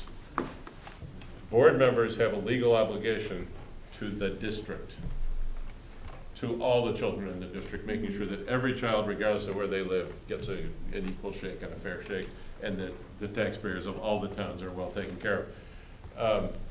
The school councils would be making sure there's a local flavor and a local perspective being given to the person who's responsible for the local school district, but those people do not carry the authority of board members. It is not a good idea, and I'll share information with you about this, for any school council person to also be sitting on a board, because your board responsibility is to the district. School council is a whole different kind of a role. Does board size ever change? Let's say that Ferrisburg's population goes to 3,000, just for the sake of discussion. Would there be an article that would address? That's a very good question. We could put in thresholds where if certain things happen, then there is a reconsideration or something like that. Reapportionment, and it goes so easily in Vermont. Well, in Vermont, in Vermont, as you know, well, maybe you don't know, the only thing the law requires is that you have a 3-member board, 3-member boards, and there are many towns over many years that have said, well, let's have a 5-member board, or let's have a 7-member board, or whatever. So we have boards of all different sizes and shapes, and people have been able to change. In this case, I'm assuming the district, the new unified district, could say at some point in time, some things have gotten a little out of whack. We think somebody could, I suppose, pose a constitutional challenge to the makeup of the board if it got too out of whack over time. Yeah. But the board itself could say, let's change. But if you want to build that in as a special feature of this article, you could do so. George? It seems, we're talking population. There's a census every 10 years. So why don't we say that the year after the census, when the figures are out, you look at it. But the And prob- if there's an imbalance, Well, the problem is that both of those meet the statute. It doesn't drive you to okay. one yep, number. It understood. drives you to a decision. Yeah, okay. Would you, Mel, did you have any thought about what that criterion might be that would cause you to rethink it, or would just open the door to it, or you hadn't thought about it? Well, I'm just, I look at this thing and I see that Ferrisburg's population is higher than Virgin's, and I see it getting even higher than Virgin's, right? I mean, and therefore, to me, that should be recognized. So, I see a 60-member board maybe needing to grow to 17 if Harrisburg was to continue to grow. Just because I think that's the intent of the statute. The statute is the representation is based on population. That's what it's. But isn't this truly just setting up the initial board? Yes. I mean, once the initial board is built, they can change the rules. No, we'll have to as go it back. goes forward. If your article says this, Yeah. Yeah, then you need your to go article. back and change Not the if you article. write the article that this is the initial board makeup. Well, I think to change the makeup of a district board does require Require an the amendment to electorate, your- but it would be the aggregated electorate that would vote on it. Okay, so every census, you're gonna have all 5 towns vote on it? Here's my suggestion for tonight, because this is the first time we've had this discussion. I would suggest that you decide which of these you prefer, and then we will decide whether you want to add some kind of language that causes there to be rethinking under certain circumstances. You may or may not want to do that, but. I know it's a straw poll, but you got a motion and a second for the 16. Yeah, we do, and we're having discussion. Any further discussion on that motion? Go Well, ahead, just to Jason. be annoying, I'm gonna put this out there, but, I mean, if we're discussing this and we talk about that we're representational of one group and we wanna be efficient, I mean, we arrived at this, I don't know where the 12 number came up from necessarily. The 16 is what sort of comes up by, population, but couldn't you do the flip of it and say like, well, why don't you just have a board of 5? I mean, that's certainly more efficient. If I just think of 12 people at our Northwest meetings now, it's difficult to come up with things with just 12 people. So I'm not saying that, I'm not releasing how I feel about it, I'm just putting it out there. If you're talking about efficiency, if you're talking about just pure representation, then 12 seems arbitrary. 16 comes up from a number, but 12 seems as arbitrary as saying You don't 8 meet or- proportional though, with just 5. There's got to be some proportionality to it. So could be But 5. some is, I mean, that's what. That's right. This is your, you have a choice, and then we'll run it by an attorney just to make sure it's going to pass muster. But I think this one was already run, and this one mathematically is. I think you're right. You're in the ballpark. Between here and here, you're probably in the ballpark of what your options are. And okay, we got a motion on the floor. Any further discussion about it? Okay, so we'll take again the straw poll of we're taking a vote on this one, and if the answer is yes, again, what we're trying to work toward is consensus. So let's take the vote and see where we are, and if we're too far apart, I may want to continue to revisit this. But all in favor of the motion to have recommend a 16-member board, say aye. Aye.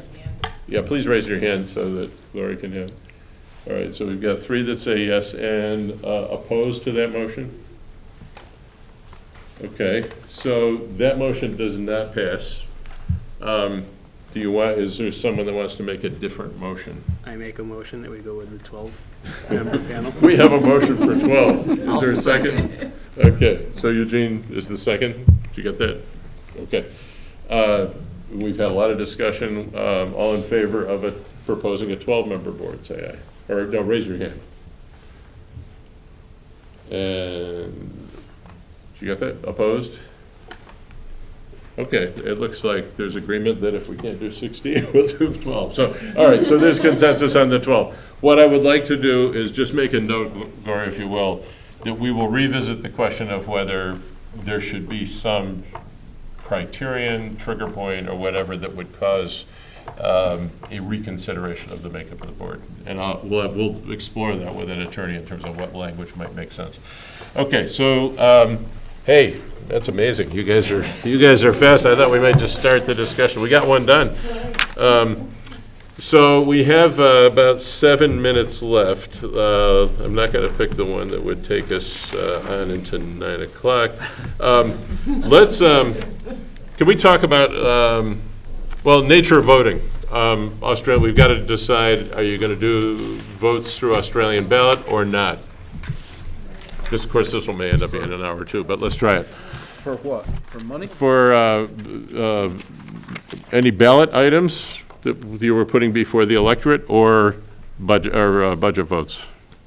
You mean for the new district? The new district budget going forward, yes. We do that now, don't we, with all school items are Australian ballot? Sure. Do all of your towns already do Australian ballot? Is there anybody that has a floor vote? Nobody has a floor I vote? thought that Waltham did, no? That's right, because you have a unified district. It was which- quick, there's another one out of the way. All right, so there's no disagreement that we should just recommend Australian ballot? Okay. Are you serious? Oh, okay. All right, that's good, that's good, all right.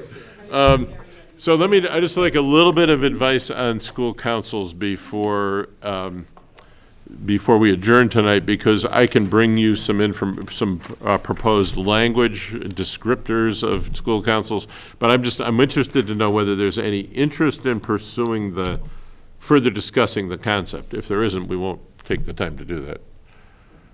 So I'm seeing a lot of nods. So how many people would like to see some information, further information about school councils? Is there anybody that really doesn't want to do this? Okay. Anybody else? Okay, it sounds like there's enough interest. I will bring some language. I would just tell you, the state of Massachusetts did a comprehensive education reform in 1993, which now sounds like ancient history. But what they did was a radical change for them. And when you ask people from Massachusetts, or at least some people, why they score better than anybody else and their costs are maybe 20% lower than Vermont's costs, they attribute it to what they did in 1993. And they did a whole lot of things around their governance structure, which we could talk more about. But in that law, they added this piece about school councils, which met a need. And as they describe it, it's like anything else. There are some places where they're wonderful, and there's some places where they're meaningless. And it has to do with the principal and the superintendent and the school boards. Because this is not a state law, you all are not debating some state law that's going to create some kind of a structure. This is a commitment that you all would have to make. You'd have to say, this is a good idea, would like to structure it in this way. Here's our instructions to our superintendent, here's our instructions to our principal. So to me, this is the right level for that conversation. You may decide not to do it, but I can give you some models anyway that they've used. So, all right, I will bring that the next time. We've agreed on, no, we haven't agreed on. We have 2 meetings. So we need 2 community forum dates in December. So that first week of December, is there a date? December, we have conflicts with sports, but none with holiday musicals. So what would you suggest for that first week of December? I'm planning on an ANW meeting on Wednesday the 2nd, so any other day, with the exception of Friday, please. Could we say December 1st? No, let's see. There's something going on December 1st. What's that ringing a bell for me? First is a Tuesday, does that conflict with you? So either the November 30th or the 1st? Hold on a second. Or the Or the 3rd, which The would be 3rd. Thursday. 30th doesn't work. That would be the first. Can you make Tuesday? I'm just going to check quickly. What is it?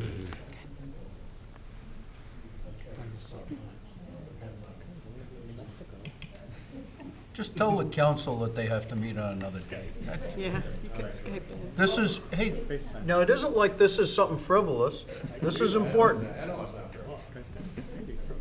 that's a We community. adopt a calendar for the year, and maybe it's carved in stone. Yeah, takes care of all anniversaries, birthdays, and trips. And Oh, whatever. It's quite I a- see. It's quite a project. Have to plug it all in ahead of time. December 1st is ringing some kind of a loud bell, but I can't think of what it is. So this is December 1st work for the district? Yes. As opposed to the 3rd? Okay. Let's shoot for December 1st as the second one, and where do you want to have that one? You want to have that one in Addison? Addison. Okay. Like a good idea? And then the week of December 14th, I think is the week. Hold on. And that would be the one in Ferrisburg. And obviously, we will talk at our next couple of meetings about the content for that meeting, because my hope would be that as we go forward, we'll be actually sharing more of the analysis and more of the specific suggestions. So the 17th would be the second form. That's a Thursday. Okay, I have a problem on the 17th if you want me there for that. So could we do? We do want you there. So we could do, now your meeting isn't on the 15th, right? It is the 15th. I thought it was the 2nd and the 4th. Oh, okay. I already have a meeting on the 16th. It's an ANW meeting. Can we do Monday? No, there's a high school board meeting on Monday, the 14th. What? No, It's you, carousel in December.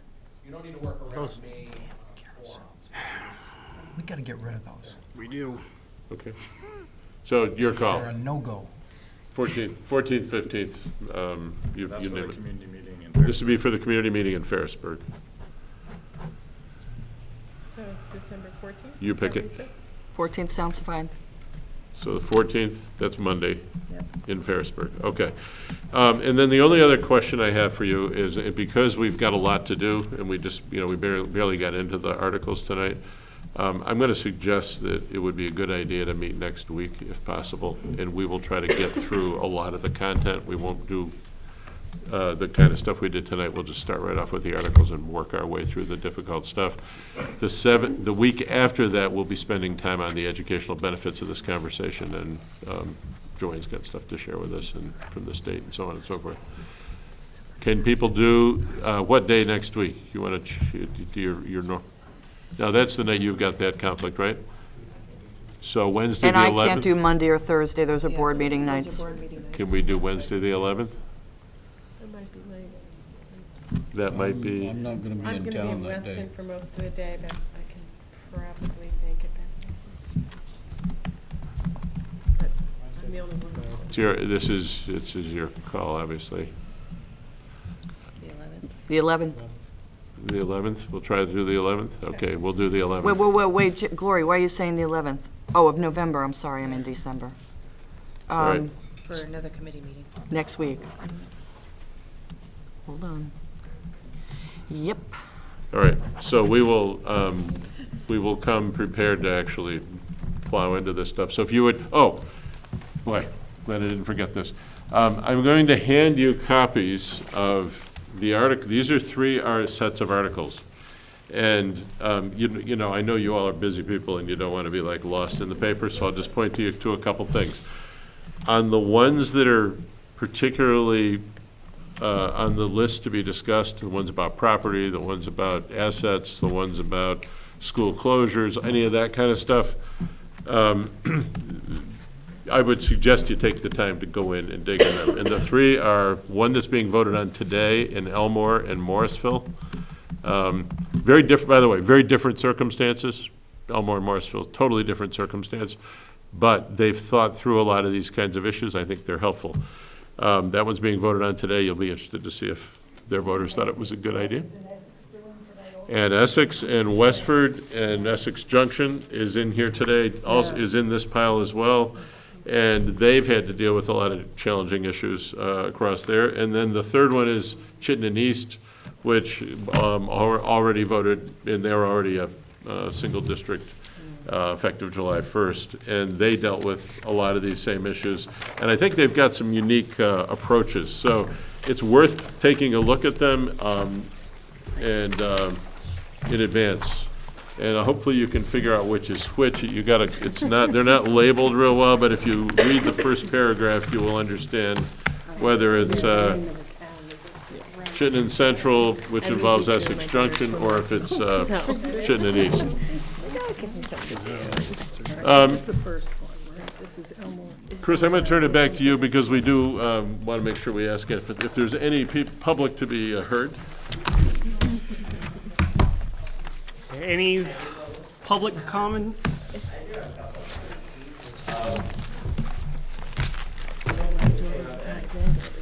Great to do the committee work. It's good to figure out how it's all going to work. It also has to get sold to the public.